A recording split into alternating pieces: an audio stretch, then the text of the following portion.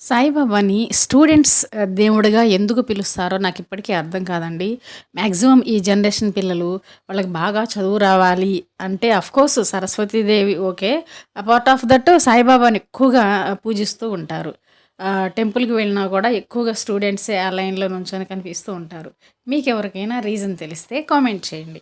కొంతమందేమో ఆయనసలు దేవుడే కాదు అని చెప్తూ ఉంటారు. బట్ ఎవరి నమ్మకం వారిదండి.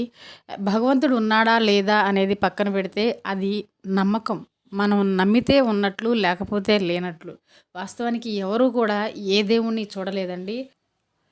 వారి మత గ్రంథాలను చదివి ఆయా మతాల వారు భగవంతుడిని నమ్ముతూ ఉంటారు. ఇది మాత్రమే అబ్సల్యూట్‌గా నమ్మకమేనండి. కానీ ఖచ్చితంగా మనం నమ్మి తీరాల్సిందే. వీడియోలో మీరు చూస్తున్నది మా ఊరిలోని సత్తెనపల్లి రోడ్‌లో ఉన్నటువంటి సాయిబాబా టెంపుల్ అండి. చాలా బావుంటుంది.